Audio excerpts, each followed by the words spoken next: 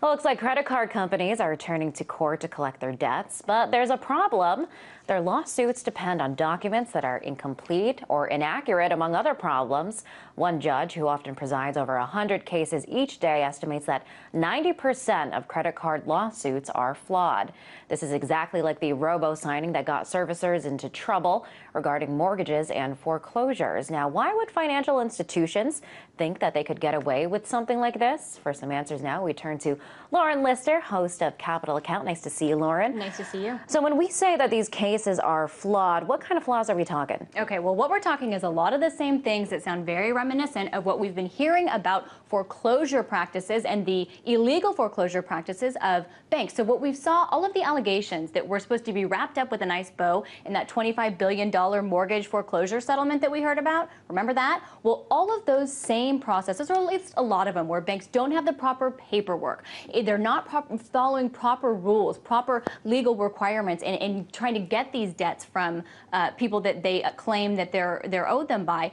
The banks are doing the exact same thing. This is according to the New York Times, which did an article on this. So it sounds in many ways like a repeat of what we've already seen with the foreclosure crisis and fraud, just transferred now into a different industry with collection of credit card debt by big banks. Some named in the article: American Express, Citigroup, and Discover Financial, going to court to recoup their money, but not having the proper paperwork. Well, it seems like this is, all blatant disregard for the law.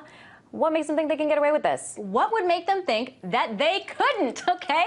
The $25 billion settlement may sound like a big number, okay? $25 billion is a lot of money for you or I, Liz, more than we'll ever see in our lifetime. But when you're talking about the biggest banks all coming together, that is a small price to pay for wiping their slate clean, crossing their T's, dotting their I's, and getting away with these kind of practices. But I asked Neil Borofsky about this earlier. He's former special inspector general of TARP, who just came out with a new book, Bailout, and he can probably answer better than I can, with more authority at least from having been on the inside working with Wall Street and Washington, as to why these banks would still be thinking they can get away with this. Let's take a listen. In part, it's because of the toothless settlement that resulted out of the bank's misconduct in the robo-signing with the foreclosure fraud. You had a settlement that had almost no accountability, money that was being credited to the banks for a whole bunch of conduct that they would do otherwise, and no criminal prosecutions whatsoever in attending it, other than the announcement of some show task force. The banks hear that, and that's empty deterrence.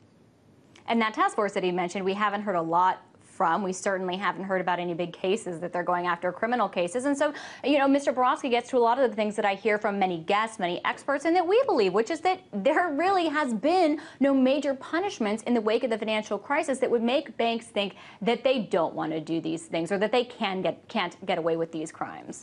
And when we see, Lauren, these cases with the bankers and the banks, they seem to be civil and not criminal. What does Borofsky think about that?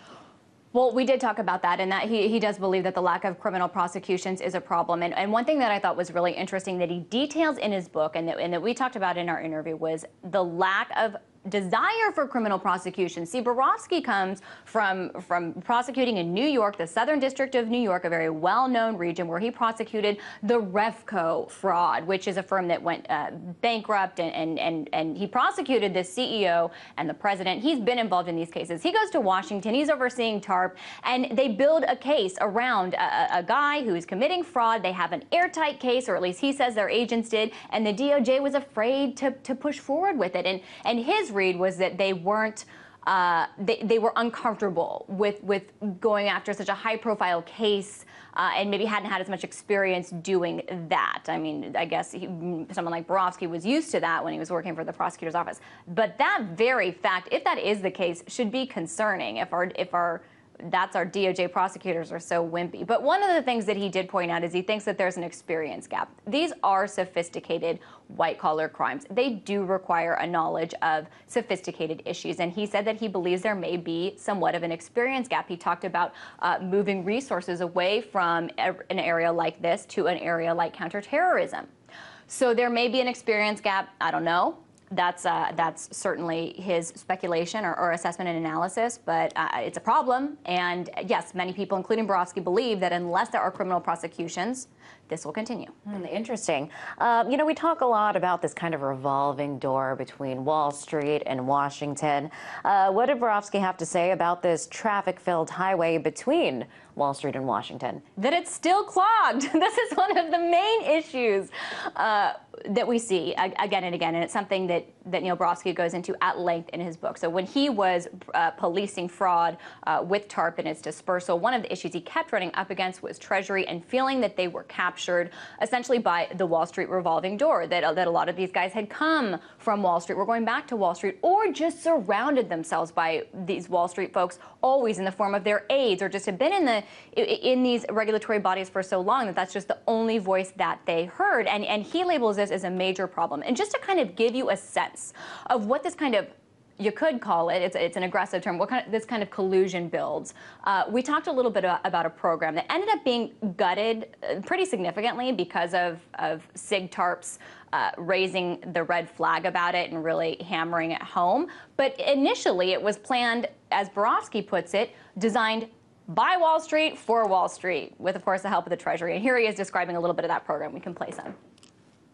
And it turned out it was originally intended to be $1 trillion program that was so riddled with opportunities and advantages for the giant investment funds, the Wall Street funds that were going to run the program, that it was primarily based on lending tremendous amounts of taxpayer money, leveraged through multiple different government bailout programs that could have left it to be less than 1 or 2% of actual investor money. The rest of it all provided by the taxpayer with a very limited upside, but all of the downside.